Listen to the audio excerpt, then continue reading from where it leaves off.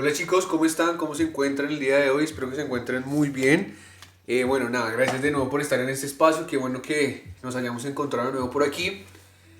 Y bueno, ya pues nada, finalizando bimestre, finalizando temas. Listo.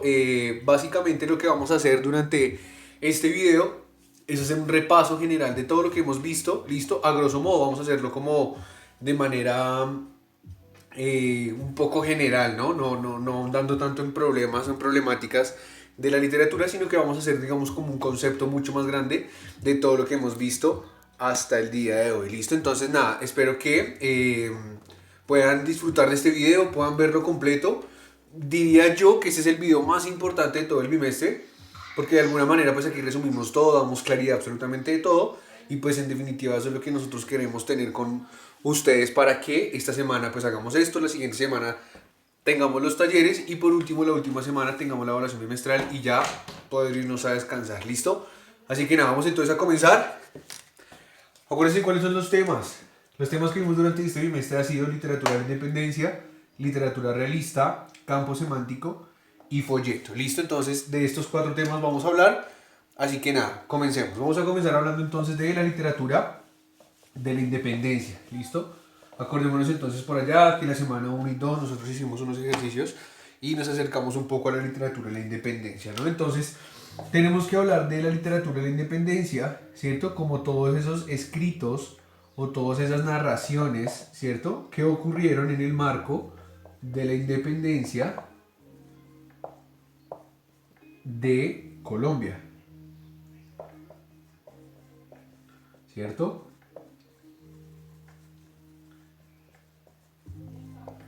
Cuando nosotros hablamos que esos escritos o estas manifestaciones artísticas, ¿se acuerdan de manifestaciones artísticas? Esas manifestaciones artísticas literarias ahondaron lo que fueron los hechos ocurridos en el marco de la independencia de Colombia, ¿cierto? Entonces, por allá sobre 1810, cuando se gestaba toda esta revolución y demás, pues acontecieron unos hechos importantísimos para Colombia, ¿cierto? En el cual la gente, a través de sus narraciones o de sus escritos, narraba cómo se vivía, cómo se estaba viviendo en aquel entonces, eso que nosotros llamamos como tal independencia, ¿no? Acordémonos entonces que de esta independencia nace un grandísimo, eh, eh, ¿cómo decirlo? Como un gran aporte a lo que nosotros vimos en la literatura de la independencia y es el romanticismo. ¿Listo? Es importante aclarar que el romanticismo nace de la revolución. ¿Listo? Cuando nosotros hablamos de romanticismo es hablar de la revolución. Esa revolución que se gestó, ¿cierto? Comenzando con cuando hablábamos por allá de la revolución americana, ¿cierto? De los Estados Unidos. Luego después aconteció la Revolución Francesa y luego después eso desencadenó que todo aquí en Latinoamérica empezaron a gestar sus propias revoluciones de independencia, ¿cierto? Eso fue lo que nosotros llamamos el romanticismo, como al choque de las cosas que están pasando en este momento. Ese es el romanticismo, el decir, no estamos de acuerdo con un montón de cosas, estamos en contra de esto y vamos a iniciarla de esta manera, ¿listo? De alguna manera y tenemos que verla pues desde la forma, digamos, como revolucionaria, ¿cierto? El romanticismo, porque pues de hecho desde allí fue desde donde se fundó. Entonces, una de las características es la revolución de todo, ¿no? Acordémonos entonces que cuando hablamos del romanticismo, hablamos de eso. ¿Listo? Muy bien. Ahora, cuando nosotros hablamos de romanticismo, no necesariamente estamos hablando de lo romántico como el sentimiento del amor, ¿no? Sino estamos hablando a la totalidad, ¿cierto? No solo al amor, sino a la totalidad de los sentimientos. ¿Y por qué los sentimientos? Si ustedes se dan cuenta, los sentimientos son los que dan la revolución para que todo ocurra. Si usted se siente mal porque, no sé, porque su hermano mayor le quita el helado de la nevera, pues existe un sentimiento, ¿cierto? El cual le va a generar que usted se revolucione contra él y le diga, no, ¿qué le pasa? Y compres el suyo. ¿Sí me voy a entender? Esa sed de sentimientos, ese aprovechamiento de todos los sentimientos fue lo que de alguna manera surgió para que el romanticismo lo lograse hacer, ¿no? Llegó entonces por Argentina, ¿cierto? Llegando por Argentina, pues de alguna manera tocó muchas puertas en cuanto a la Argentina como tal, por allá de la época, 1800 y péguele más o menos, ¿listo? La inclinación grandísima en Argentina fue la inclinación francesa, porque pues venía de parte de ¿qué? De la Revolución Francesa, ¿no? Acordémonos que todos estos procesos históricos tienen que ver mucho con la literatura, porque era lo que se escribía en aquel momento, ¿listo? Era lo que como tal se escribía para todas las personas, ¿listo? Tenemos entonces, ya para ir como cerrando esto, tenemos entonces grandes autores que nos ayudaron como tal a esto, ¿no? Tenemos Simón Bolívar, ¿cierto? Tenemos a Rafael Pombo y a Jorge Isaacs.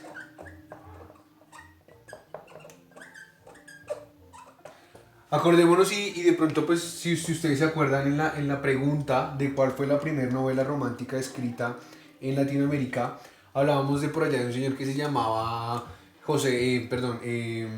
Echeverría, ¿no? Entonces, cuando nosotros hablamos de él, hablamos de que evidentemente pues es del romanticismo, ¿cierto? Pero evidentemente y como muchos se dieron cuenta, estaba María de Jorge Isaacs. María de Jorge Isaacs es la novela romántica por excelencia.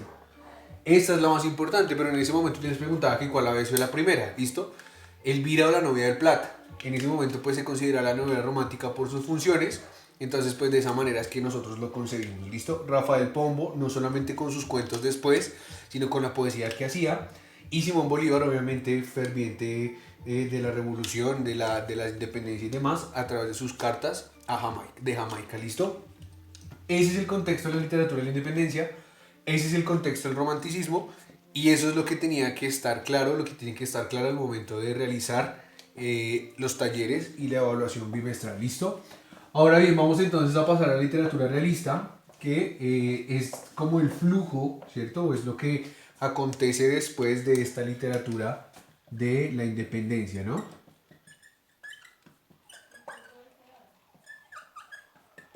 ¿Listo? Esta literatura realista entonces va a decir, bueno, evidentemente nosotros tenemos unos sentimientos, ¿cierto?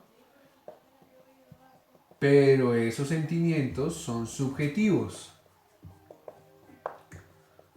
Es decir, todo depende de la mirada como usted lo vea, todo depende de los sentimientos que usted le ponga. Si para usted la muerte de un ser querido es como si nada, pues es su sentimiento porque es subjetivo. Yo no siento lo mismo que la otra persona.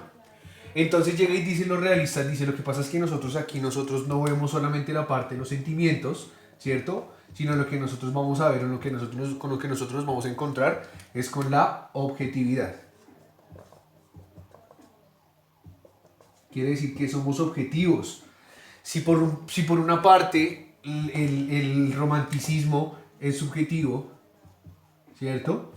Por la parte del realismo es objetivo. Quiere decir que mira todo con una objetividad, mira todo a través de los ojos reales. ¿Cómo es posible que estén pasando tantas cosas que el romanticismo haya pasado por encima solamente porque cree en los sentimientos y ya?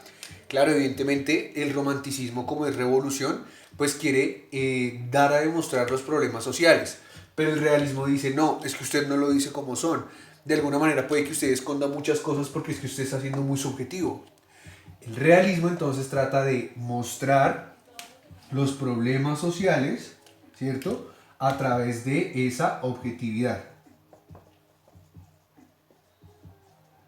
Claro, vea, estamos viviendo mal, estamos en un estado que no nos provee nada, los pobres se hacen más pobres, los ricos se hacen más ricos.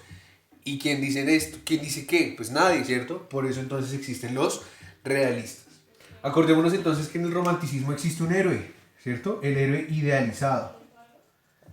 El héroe idealizado es es el héroe que lucha, ¿cierto? En la independencia, que lucha por su revolución, que lucha por ganarse el pan y demás. Bueno, no, ni siquiera por ganarse el pan, lucha por querer salvar a las personas. Es un héroe que todo lo tiene, ¿cierto? Que es el más fuerte, es el más ávido, el más guerrero. Es un héroe idealizado porque todo el mundo lo piensa a través de lo subjetivo. En cambio, en la parte objetiva, que es la realista, los héroes son de carne y hueso. Héroes comunes. Un campesino puede ser héroe, un carnicero puede ser héroe, una persona que barre puede ser héroe, etc. Cualquiera puede ser héroe porque es que la objetividad hace parte de la sociedad. Y nosotros como literatura realista pues tenemos que ver esa objetividad a través de los ojos como son, ¿cierto? Para mí un héroe común y un héroe de carne y hueso puede ser cualquier persona. Y lo hacíamos con respecto al cuento ese que hicimos, ¿no? Una persona, un héroe en este momento puede ser un enfermero, pueden ser los mismos celadores, las mismas personas de aseo general, etcétera, ¿cierto? En cambio, un héroe idealizado son aquellos políticos en que, ay, no, sí, vea, él está haciendo campañas para nada, eso es pura paja, eso es pura parla. ¿Por qué? Porque es que no están mirando con la objetividad, sino con la subjetividad. Si somos objetivos, miramos la realidad y miramos que estamos vuelto nada. De eso trata entonces lo que es de lo que sea la literatura realista, ¿no? La literatura realista describe mucho, hace muchas descripciones, ¿cierto? Hace muchas descripciones de lo que pasa en su realidad, ¿no? De alguna manera, pues tiene que ver todo con respecto a cómo está en ese momento la sociedad, ¿no? Describe los problemas sociales, como aquí los teníamos, ¿no? Entonces aquí va lo social, ¿cierto? Y lo común, ¿no? Estas son características esenciales. Descripciones detalladas, particularidades sociales y cosas comunes, ¿no? Podemos describir tanto una persona pobre como una persona rica. ¿Listo? Aquí no importa nada más, sino solamente la realidad objetiva, ¿cierto? Que no está ligada a los sentimientos como lo hace el romanticismo. Esas son las dos vertientes. Por un lado tenemos el romanticismo y por el otro lado tenemos el realismo. Al principio se parecían mucho, pero pues se dieron cuenta que no, que evidentemente esto es lo que marca más la brecha, ¿no? La subjetividad y la objetividad. No es lo mismo ver todo con los sentimientos subjetivos, a no es lo mismo todo verlo con la objetividad que tiene que ver el caso pues para los realistas, ¿no? Y si nos damos cuenta, hoy en día todavía estamos viviendo realidades que muchos escritores están basados en la realidad. ¿Listo, chicos? Aquí tenemos entonces algunos autores perdón, tenemos algunos autores que nos ayudan a comprender todo esto, ¿cierto? Que de alguna manera nosotros tenemos que evidenciar. Listo, entonces tenemos les voy a seguir por aquí, Tomás de Carrasquilla, ¿cierto? Tenemos a José Eustacio Rivera,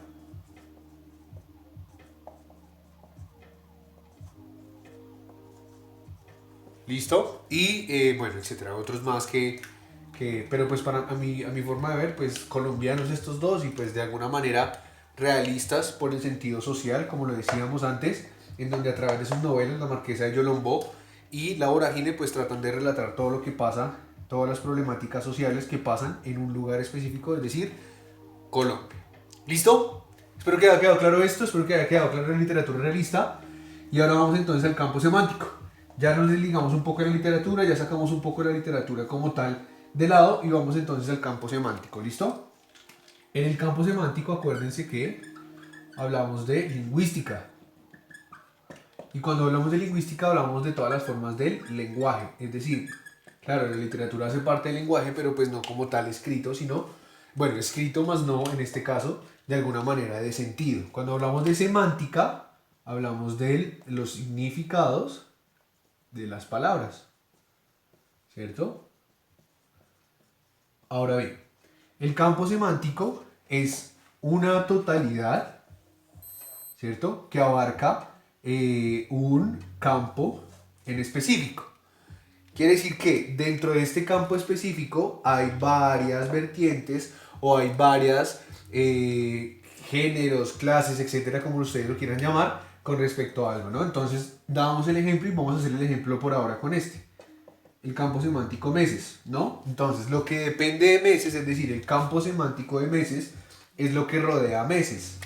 Pues encontramos abril, mayo, junio, julio, agosto, septiembre, octubre, noviembre, etcétera, ¿no? El campo semántico entonces es meses, porque es lo grande, es la totalidad, y lo que acompaña o lo que se desliga como tal del campo semántico lo llamamos entonces los componentes de ese campo semántico, ¿no? Para ser un tanto más específicos y de la manera en cómo lo abordamos, pues vamos a hablar entonces digamos, vamos a hablar aquí vamos a hacer otro campo semántico, vamos a hablar de qué, se me olvidó, algo, no sé, bueno, electrodomésticos.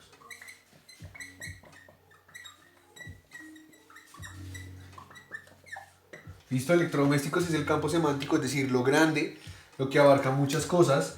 Y esto entonces, en palabras técnicas, se va a llamar el hiperónimo. ¿Listo? Ahora, a este hiperónimo le salen unos hijitos. Vamos a ponerlo de negro, ¿cierto? Que son como los componentes, lo que compone como tal electrodomésticos. Entonces aquí puedo colocar fácilmente a televisor, equipo de sonido, lavadora, plancha y secador. ¿Listo? Acuérdense entonces que cuando nosotros estamos hablando de cuáles son los elementos de ese campo semántico, es decir, los elementos de los hiperónimos, del hiperónimo, se llaman hipónimos. ¿Listo? Lo voy a colocar hacia abajo. Los componentes de este hiperónimo, es decir, los elementos que componen al campo semántico grande, se llaman hipónimos. Hiperónimo es el campo semántico grande y los hipónimos son los elementos que acompañan a ese hiperónimo. ¿Listo, muchachos? Eso es. Hicimos varios ejemplos, hicimos los ejemplos en la casa, que me pareció una actividad súper chévere.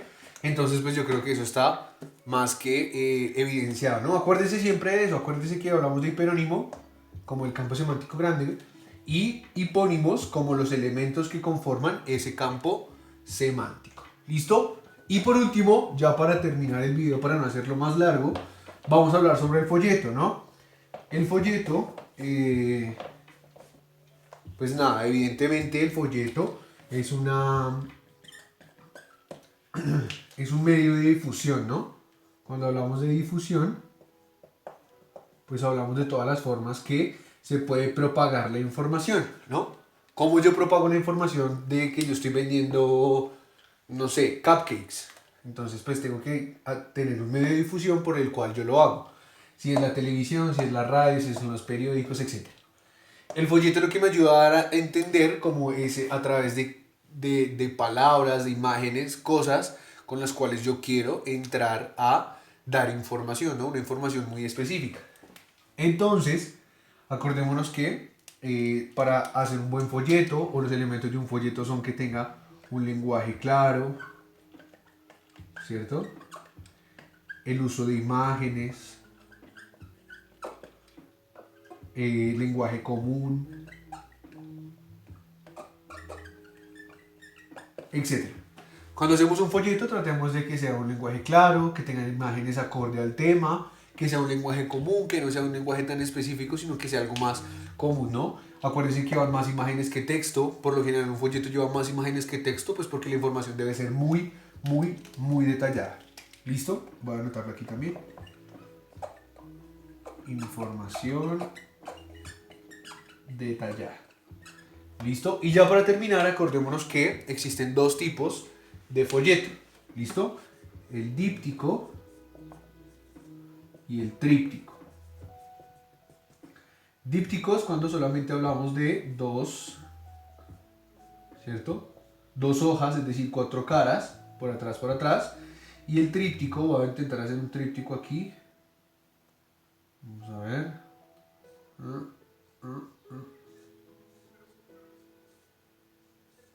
Bueno, más o menos. ¿Listo? El tríptico, pues entonces nos habla de que son 3 caras, bueno, 3 bordes, 3 hojas, que conforman entonces 6 caras, ¿no? Acordémonos siempre de eso, ¿no? Díptico, tríptico. Díptico 2, tríptico 3, es decir, en la manera en cómo nosotros lo hacemos, ¿no? El folleto entonces, como les digo, ya para ir redondeando, pues es como esa información que nosotros queremos dar a entender para lograr dar a conocer un tema en específico. ¿Listo? Entonces, eso es, muchachos. Básicamente eso fue todo lo que vimos durante el bimestre. En unas cosas ahondamos mucho más, en otras cosas pues no tanto debido pues a como a su explicación, ¿no? Yo creo que en el campo semántico no hubo tanto que explicar porque los mismos ejercicios y la misma información pues estaba muy clara, y lo mismo en esto de folleto, ¿no? Nada más se tiene que decir. Obviamente pues ahondamos mucho más en literatura, que es un poco más extenso.